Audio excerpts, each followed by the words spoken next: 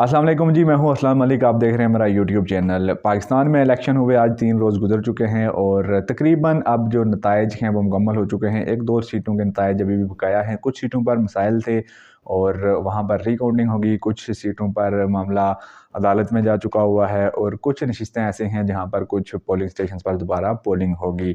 Overall अगर हम बात करें तो हम ये कह सकते हैं कि 99% रिज़ल्ट इस वक्त कंपाइल हो चुके हैं, लेकिन ये इलेक्शन इतना मुतनाज़ हो चुका है कि इंटरनेशनल लेवल से बड़ा प्रेशर आ चुका है इस वक्त इलेक्शन कमीशन ऑफ पाकिस्तान पर, और पूरी दुनिया में एक जग हंसाई हो रही है कि पाकिस्तान में जो इलेक्शन है उसको मैनेज किया गया है।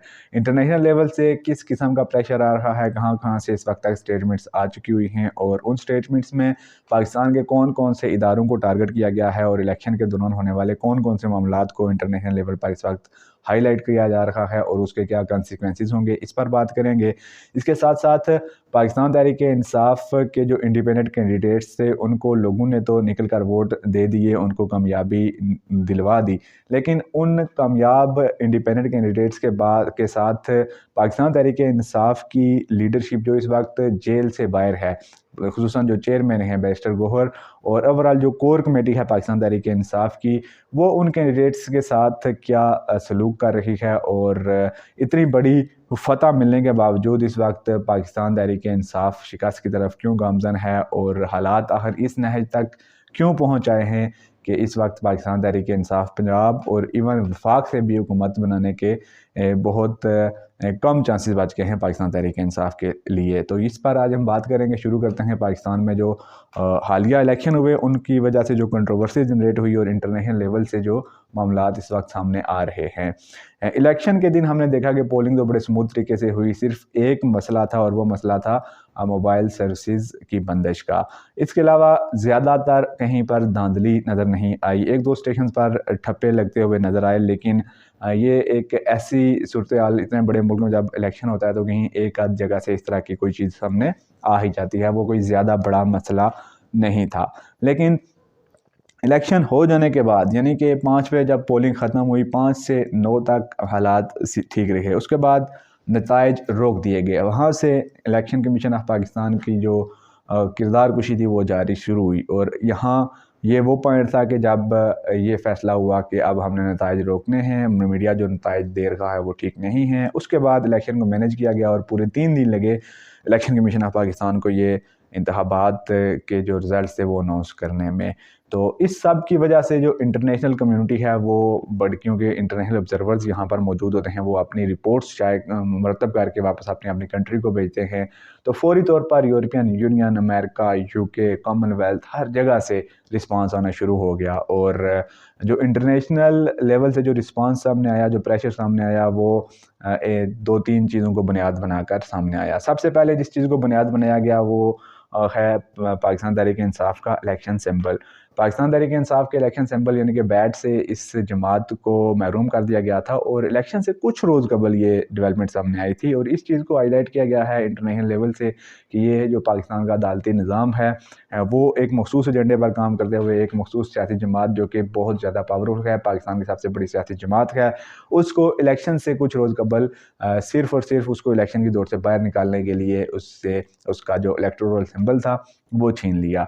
यानी कि इंटरनेशनल लेवल से हमारी जो अदलिया है उसको टारगेट किया जा रहा है और बुनियाद बनाया जा रहा है ये जो इलेक्शन सिंबल वाला मामला था। तो एक तो ये वजह हो गई, ये रीज़न सामने आ गए जो कि इस वक्त इंटरनेशनल मीडिया में बड़ी छाई हुई है, और इंटरनेशनल इदारे इस चीज़ पर तनकीद कर रहे हैं अदलिया पर कि आखिर उस पार्टी का इतना बड़ा क्या गुनाह था कि उसका इलेक्टोरल सिंबल ही छीन लिया गया। तो अदलिया इस वक्त तनकीद का निशाना बन चुकी हुई है इंटरनेशनल लेवल से। इसके साथ साथ इंटरनेशनल लेवल से आने वाले प्रेशर का जो दूसरा पॉइंट है वो है मोबाइल सर्विसेज की बंदिश।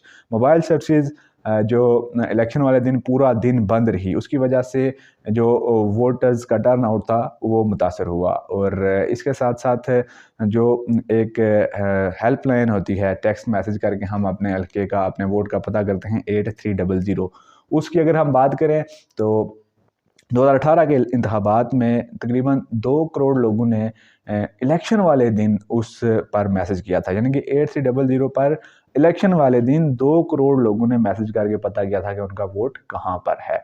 तो अब जबकि यहाँ इस बार हमने देखा कि जो मोबाइल सर्विस थी वो मुअत्तल थी, उस वजह से اس سہولت سے بھی کوئی فائدہ نہ اٹھا سکا. اگر تو ایسا ہوتا تو تقریباً یہ 2 سے 4 کروڑ لوگ اس بار بھی الیکشن میں جو الیکٹورل سمبل وغیرہ تھے وہ جان کر الیکشن میں حصہ لے پاتے. تو ووٹنگ ٹرن آؤٹ اس وجہ سے بھی کم ہوا. پھر لوگ ٹولیوں کی شکل میں آتے ہیں ووٹس ڈالنے. چھٹی کا دن تھا, لوگ دوست یار فیملیز ایک باقاعدہ ایونٹ ترتیب دے کر آتے ہیں کہ جی آج ہم ووٹ کاسٹ کرنے جا رہے ہیں. تو وہ کمیونیکیشن گیپ کی وجہ سے وہاں پر بھی ڈسٹربنس ہوئی. پھر جو ہر پارٹی کے جو وہاں پر کارکنان ایکٹیو کارکنان ہوتے ہیں جو پولنگ اسٹیشنز پر موجود ہوتے ہیں, جو اپنی سرپرستی میں اپنے ووٹس کو صحیح طریقے سے اپنے اپنے ڈبے تک پہنچانے میں ہیلپ آؤٹ کرتے ہیں, ان کو بھی پرابلم ہوئی. ان کی بھی آپس میں کمیونیکیشن نہیں تھی. وہ بھی اپنی فیملی سے, اپنے دوستوں سے اور پولنگ اسٹیشن پر جتنے بھی لوگ تھے کنیکٹڈ نہیں تھے, وہاں سے بھی معاملہ ہوا. پھر آگے چلتے ہیں جی, جب میڈیا اور خصوصاً جو ریزلٹس پولنگ اسٹیشن سے آگے آر او کو بھیجے جا رہے تھے تو وہاں پر بھی ایشو ہوا, کیونکہ انٹرنیٹ بھی نہیں تھا, موبائل سروسز بھی معطل تھی, تو وہاں پر بھی ڈیلے دیکھنے میں آیا. تو اس ساری چیز کو بھی انٹرنیشنل لیول سے اس وقت بڑے زبردست کس طریقے سے تنقید کا نشانہ بنایا جا رہا ہے کہ پاکستان میں جب الیکشن ہوا تو وہ اس الیکشن میں ایک غیر ضروری طور پر موبائل سروسز کو بند کر دیا گیا, جس کی وجہ سے بڑی پرابلمز دیکھنے میں آئیں. تو انٹرنیشنل لیول سے بڑا اس وقت پریشر آ چکا ہوا ہے ریاست پر, اور یہ پریشر ابھی پاکستان کو بڑے برے طریقے سے ڈیفیم کر رہا ہے. اب ہم بات کر لیتے ہیں جی کہ پاکستان تحریک انصاف کو تمام تر مشکلات کے باوجود اب لوگوں نے ووٹ دے کر جتوا دیا. اس کے بعد جو جیتنے والے کارکنان تھے, جو امیدواران تھے, ان کے ساتھ پاکستان تحریک انصاف کی جو کور کمیٹی ہے اور جو چیئرمین ہے انہوں نے کیا سلوک کیا. اب اس میں سب سے پہلی چیز یہ ہے کہ جب الیکشن ہوا رات کو 12-1 بجے تک تقریباً پاکستان تحریک انصاف کے میکسیمم جو کینڈیڈیٹس آج جیت چکے ہیں ان کا رزلٹ پتہ چل چکا تھا کہ یہ فلاں کینڈیڈیٹ جیت چکے ہیں. اب پاکستان تحریک انصاف چونکہ خود الیکشن میں موجود نہیں, آزاد امیدوار وہاں انہوں نے لڑوائے ہیں اپنے سپورٹ کے ساتھ. تو ہونا تو یہ چاہیے تھا کہ جو آزاد امیدوار الیکشن جیت رہا تھا, بیرسٹر گوہر جو چیئرمین ہیں پاکستان تحریک انصاف کے, وہ ان کو رابطہ کرتے, ان کے ساتھ لوپ میں رہتے, ان کو کہیں ایک جگہ پر بلا لیتے, ایک جگہ پر وہ سب لوگ بیٹھ جاتے اور ان کو حوصلہ افزائی کی جاتی. اس وقت جو الیکشن کمیشن کی طرف سے جو اناؤنسڈ ریزلٹس ہیں اس کے مطابق 92 آزاد امیدوار یعنی کہ P T I backed independent candidates 92 ہیں. اب ان 92 کینڈیڈیٹس کو ایک جگہ پر بٹھا کر ان کی حوصلہ افزائی کرنی چاہیے تھی, ان کو کانفیڈنس میں رکھنا چاہیے تھا کہ جی کوئی مسئلہ نہیں, ہم حکومت بنانے جا رہے ہیں, ہم یہ سٹیپ لیں گے, ہم وہ سٹیپ لیں گے. پھر بیرسٹر گوہر کی جانب سے یہ اس سائڈ پہ بھی ایکٹیویزم نظر آنا چاہیے تھا, اور دوسری طرف جو ووٹس اور جو دھاندلی کی جو کوشش کی گئی اگلے 2 دن, اس والے سے بھی پوری قوم کو انہوں نے کانفیڈنس میں لینا تھا, لیکن یہ چیز ہمیں نظر نہیں آئی. تو اس کا رزلٹ یہ نکلا کہ اس وقت لاہور سے پاکستان تحریک انصاف کے جنرل سیکرٹری وسیم قادر, جو کہ پی ٹی آئی کے بیکڈ انڈیپینڈنٹ کینڈیڈیٹ تھے, انہوں نے الیکشن جیتا اور وہ مریم نواز کے ساتھ ملاقات کر کے پی ایم ایل این میں شامل ہو چکے ہوئے ہیں. اور حالت یہ ہے کہ بیرسٹر گوہر کو یہ خبر میڈیا سے ملتی ہے, یعنی کہ بیرسٹر گوہر جتنے والے کینڈیڈیٹس سے اتنا گیپ میں بیٹھے ہوئے ہیں اس وقت, وہ ان کے ساتھ بالکل رابطے میں ہی نہیں ہے, کہ ان کو پتہ ہی نہیں ہے کہ ان کا جنرل سیکرٹری نون لنک میں چلا گیا ہے, اور وہ اس وقت جب میڈیا پر بیٹھ کے بات کر رہے ہوتے ہیں تو تب ان کو پتہ چلتا ہے جی کہ یہ ہو گیا ہے. اور ان کا اس سب کے بعد بھی جو ہولڈ ہے ان سب آزاد امیدواران پہ کوئی خاص نظر نہیں آتا.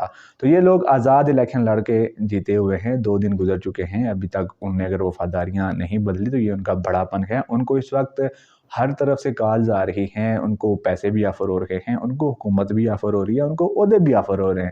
اس کے باوجود وہ 2-3 دن سے بیٹھے ہوئے ہیں, لیکن اب وہ مزید نہیں بیٹھیں گے. پاکستان تحریک انصاف کی اگر کور کمیٹی اور چیئرمین ان کو اپنے لوپ میں نہیں لیتے, ان کے سر پر دست شفقت نہیں رکھتے, ان کو کوئی راستہ نہیں دکھاتے کہ ہم یہ کرنے جا رہے ہیں, تو وہ بھی ادھر ادھر نکل جائیں گے. اور اس کی وجہ سے اب جو حالات بن چکے ہوئے ہیں, پنجاب تو پی ٹی آئی سے نکل چکا ہے, کیونکہ 2 دن سے پی ٹی آئی کے آزاد امیدواران اتنی بڑی تعداد میں جیتنے کے باوجود ان کو لیڈ کرنے والا کوئی نہیں تھا. ان کو کسی نے راستہ نہیں دکھایا کہ آئیں ہم فلاں کے ساتھ ہاتھ ملائیں گے, ہم اس طریقے سے हुकूमत बनाएंगे, इस पर कोई बात ही नहीं की गई। उसका रिज़ल्ट क्या निकल रहा है कि पंजाब में भी नून लीग हुकूमत बनाने जा रही है, और वफाक की जो बात है तो वफाक में भी अभी तक नून लीग और पीपल्स पार्टी का चांस है कि वो मिलकर हुकूमत बना लेंगे।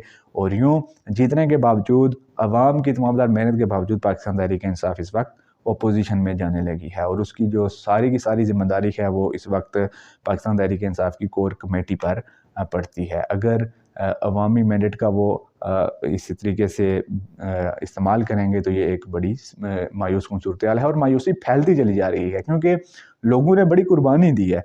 लोगों के पास अपना लीडर नहीं था, इमरान खान जेल में थे, लोगों के पास पाकिस्तान तहरीक इंसाफ का जो इलेक्टोरल सिंबल था वो भी नहीं था, उसके बावजूद लोगों ने वोट दिया। लेकिन आगे उनके जीते हुए कैंडिडेट्स के साथ क्या हो रहा है ये सबके सामने है।